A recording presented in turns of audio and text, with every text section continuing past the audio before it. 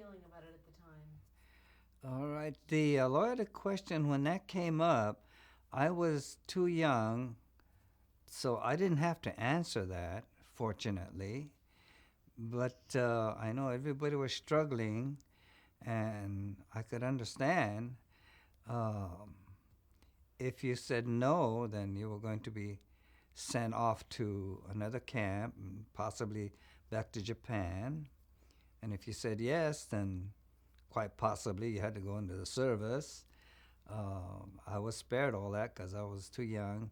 But in thinking about that at the time, uh, I would have had a very difficult time answering that.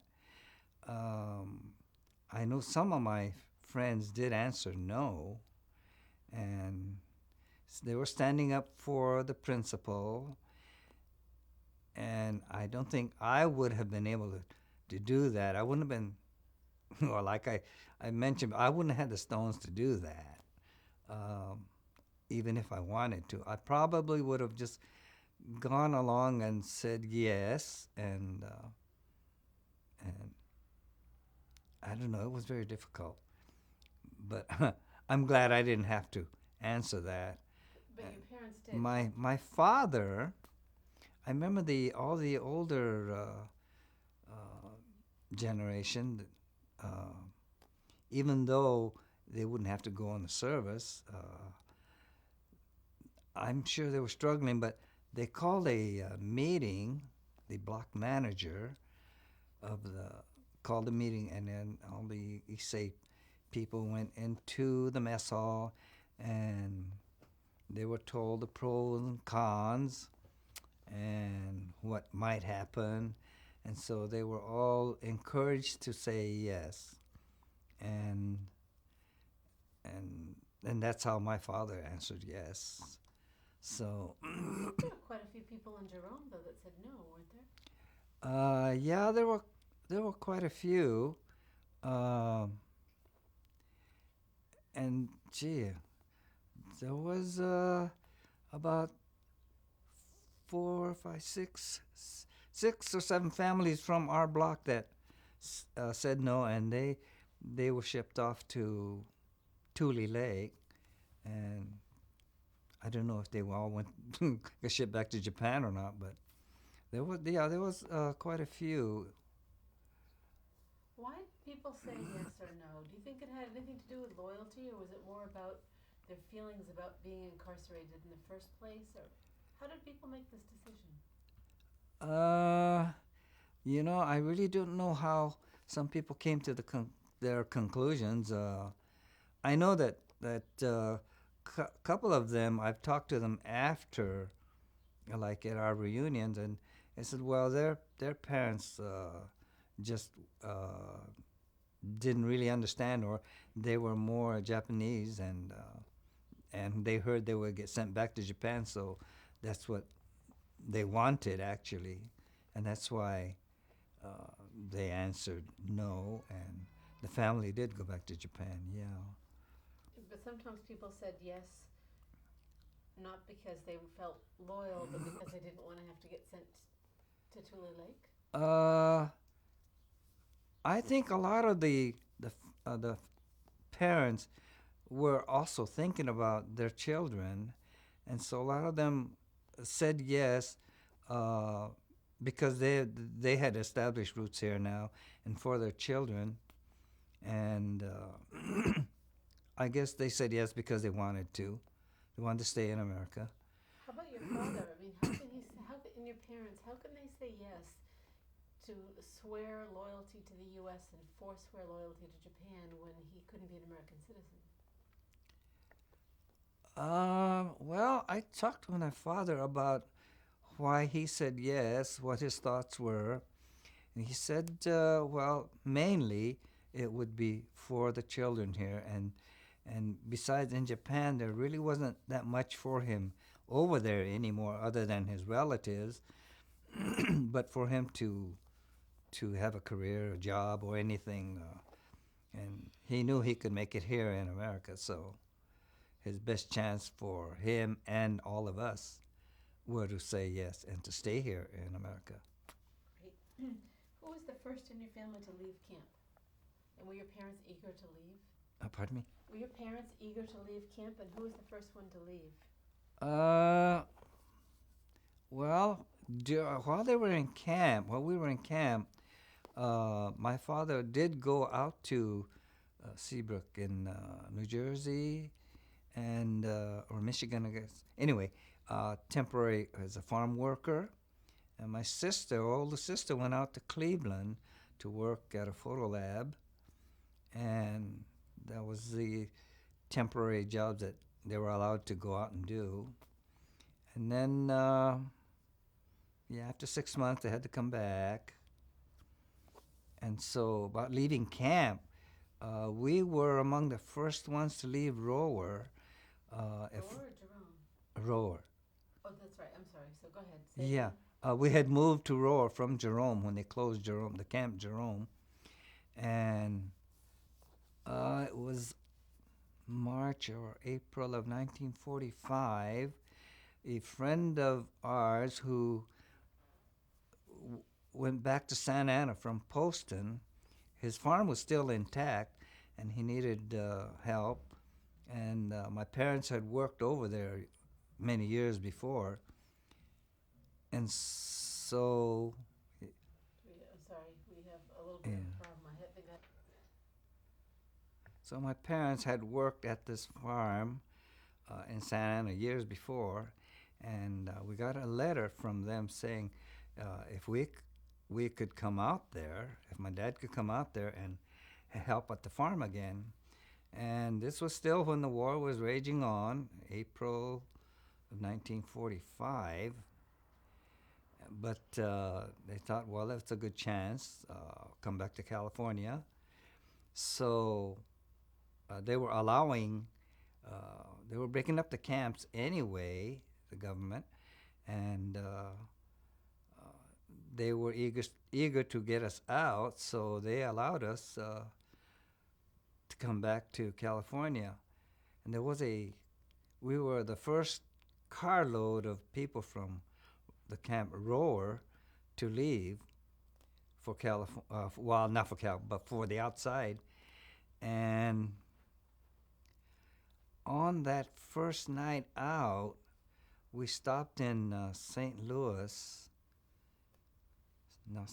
Kansas City, Missouri, and some church people came to greet us at the train station, and they took us to their church, and they fed us dinner, and they made places for us to sleep, bunks and all, and they took us in as guests. And I was really very impressed by that, surprised. And the next day gave us breakfast, and they took us to the zoo. And no, I guess it was St. Louis Zoo. And we spent 2 hours there. And then they took us to the train station, and we boarded the train and continued our journey back to California. Can you just go back very briefly? How would you compare the camp at Jerome with the camp at Rower? To this day, I would say Jerome was prettier because there was more forest. Basically, it was the same setup, but the forest was closer to the camp, and there was more of it. But everything else was pretty much the same. Yeah, it's the same setup, barracks and mess halls and. And what were your feelings about leaving? Were you like really excited to get out of camp, or nervous? Or? When my folks said, "Well, we're going to leave again. We're going to go back to California," I was happy, but I was kind of sad. I never had so many friends like this, and it was the first time I felt like I was not a minority.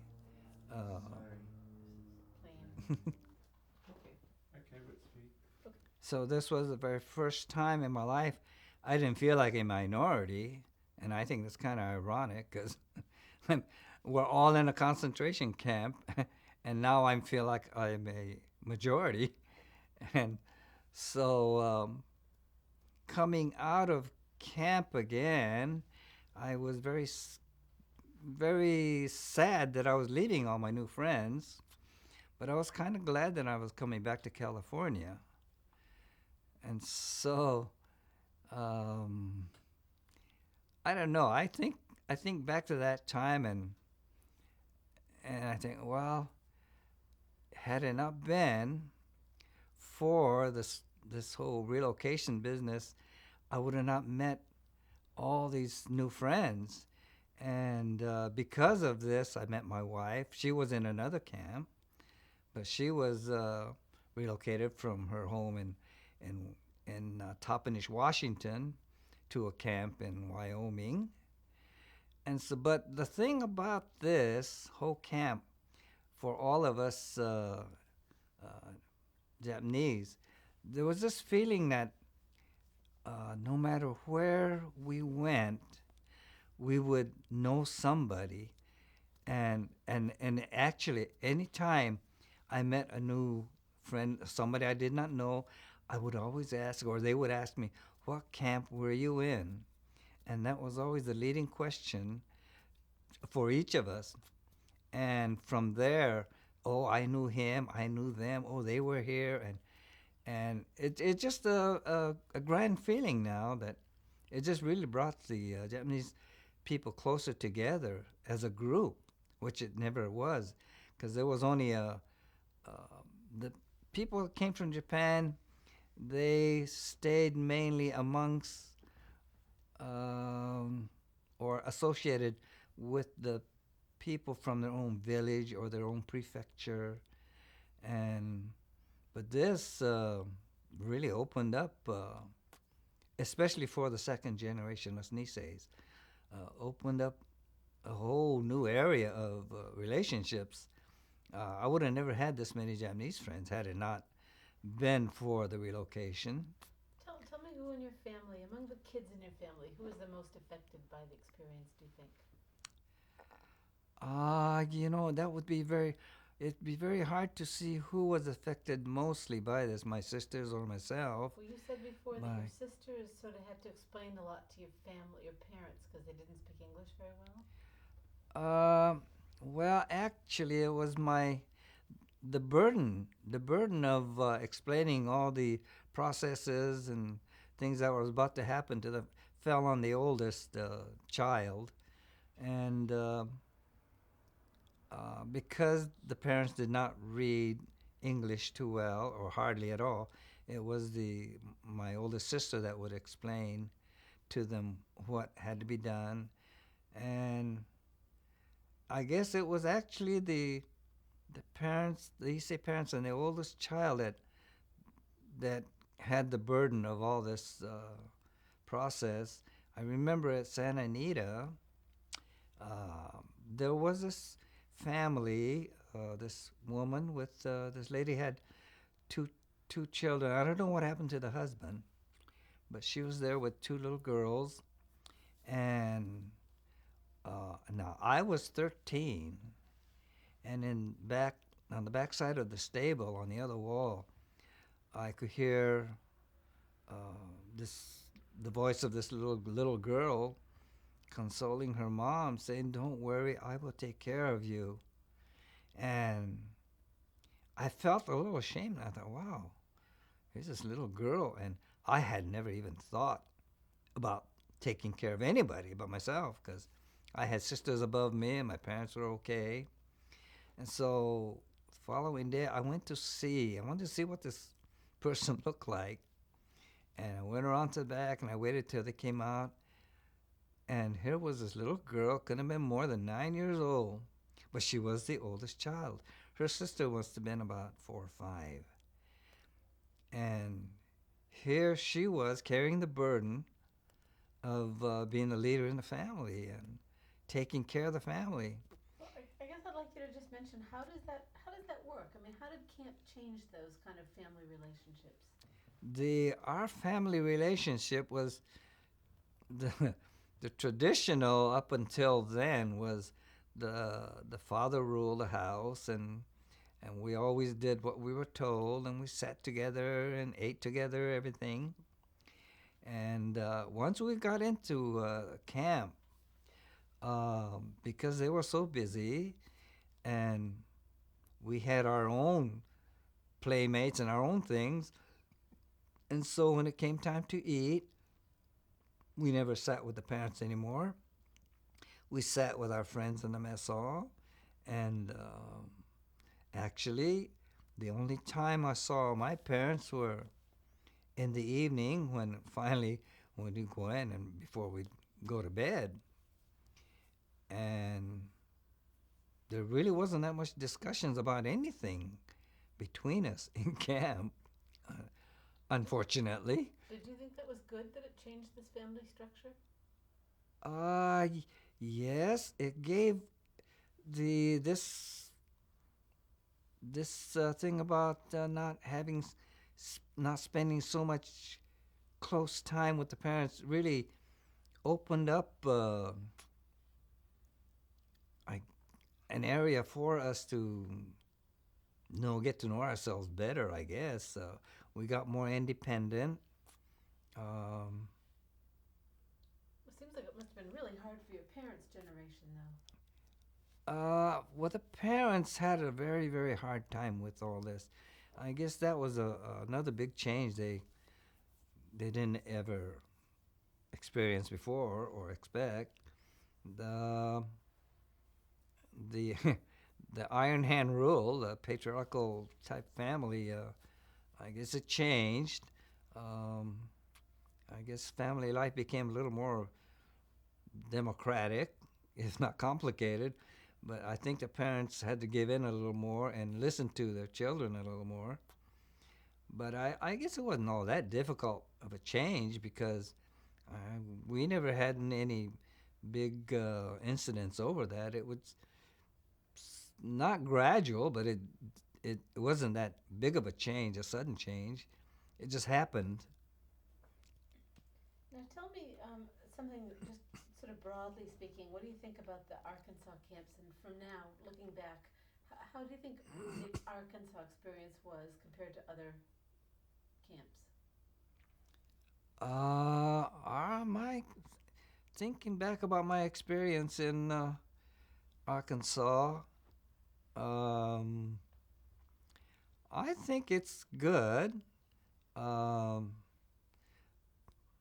it was only like 3 years, but I feel a great part of my life was spent there. I guess that's because it was just that time when I was developing, 15, teenager, and I had such a great time actually in the midst of this horrible war and all this tragedy that happened to us. Um, I actually had a very good time. I have very, very good memories of Arkansas, and I think it's a very beautiful place in my mind and my memory. Um, yeah, I think actually I really liked it. Yes, that was a very good experience for me. Okay, now I want to go kind of broadly back up again. Why do you think that there was so little protest? I mean, do you think that it was any? I guess two questions. One is, why do you think there was so little protest within the Japanese American community about this whole experience? I think the Japanese people did not protest because actually I think they're used to authority. They've been brought up uh, with an authoritarian government, and over here they felt like foreigners. They didn't have much voice. They were just trying to eke out a living whatever way they could, obeying the laws and trying to be good citizens. Um, and there was no organization, no cohesiveness, I guess, between all of them to mount any kind of a protest. Tell me again what those phrases were. I know one was gaman and what was the other Yeah, one? one was shikataga nai. Tell me again, start from the That beginning and tell me what those two phrases are. the shikataga nai uh, means, well, okay, it just can't be helped, and so then you have to gaman to bear with it. and that's a very strong part of their philosophy. Um, I guess it helps them to cope. Now, when you say who does it help most? Does it help the Issei or the Nisei or? Well, it helps the Isseis and the Niseis because it's just the philosophy that we also I guess we inherited it all through our growing lives. We hear this, and it helps for us to bear with things, to cope with things that we cannot change, and we would have to go along with it. And that's primarily how the Essays were too. Uh, do the best you can. What? Go back now and let's just think. Why do you think it happened? What was the combination of factors that made this happen? Combination of like a community that doesn't want to rock the boat and a culture that's racist. Can you just tell me, like looking back, how did this happen? I guess I'm thinking about how can we keep it from happening again. But why do you think this happened? Why do you think the Japanese Americans were incarcerated? Well, okay, there I've heard of a lot of reasons. The whole sentence. The whole thing. Actually, I guess at that time there was a lot of prejudice, and that, I think that was the basis for this. Uh, For what? for this relocating the Japanese out of the West Coast and putting them into concentration camps and Can you say that again as a full sentence so I can cut myself out? I'm just trying to get you to say a full sentence that says why. Just thinking now, thinking back on it. How do you think this whole okay, thing well, happened? thinking back on this whole thing, how it I believe yes, it was because of the very basic part of our being victimized in this manner, stripped of our civil rights, um, was mainly because of prejudice, and we were really not a threat. Well, we didn't see ourselves as threats, but yeah, most of the Japanese were farmers, and they didn't have the wherewithal to do anything like sabotage unless it was those fishermen. Wait a minute.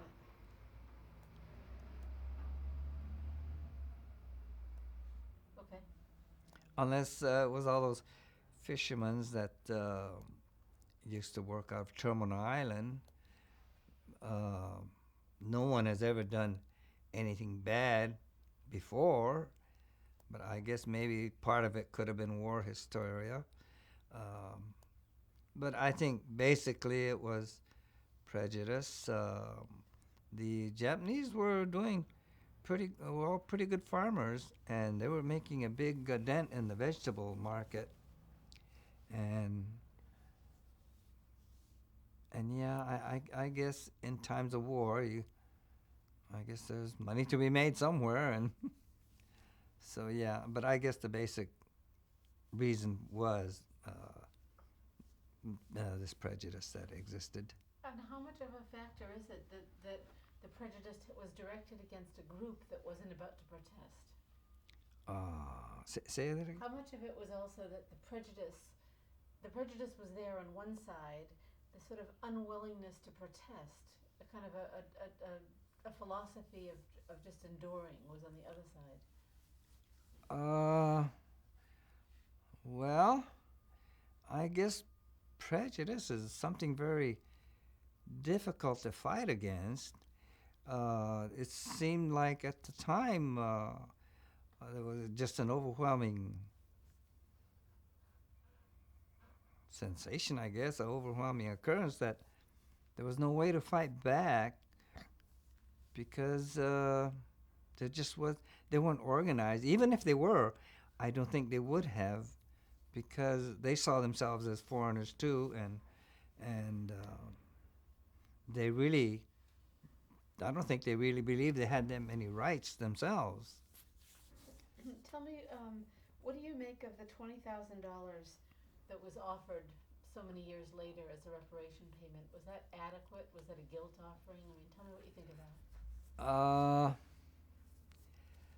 Well, that reparation, that 20,000 we got in reparation, was in some ways adequate, but mostly, I guess, if you prorated and all that, compared it with the value of the dollar then and today, it would seem inadequate. They lost everything they had, and so our lives are really changed dramatically in that fashion. So, but I guess it was good that we did get the 20,000. Did it seem like a guilt offering, or did it seem like a Uh, maybe? yeah, I think that 20,000 was probably a guilt offering. We had to fight for it, and I don't know if it would have happened if it hadn't been in fought for in the manner and for so long. What was the most satisfying? Was it because of the money, or was it that the American government finally said we made a mistake? I think the most satisfying aspect of this was that it was acknowledged that there was a big mistake, and now it'll be part of history, and we have been acknowledged and apologized. So that was very good. I think that was the biggest value of the reparation. Not so much the money, but the acknowledgement that this will go down in history.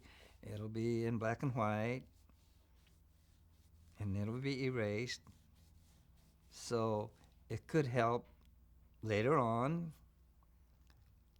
to help everyone, yeah, in the way people govern and the way people do things and how we treat each other. Yeah, I think it makes a big difference in that way.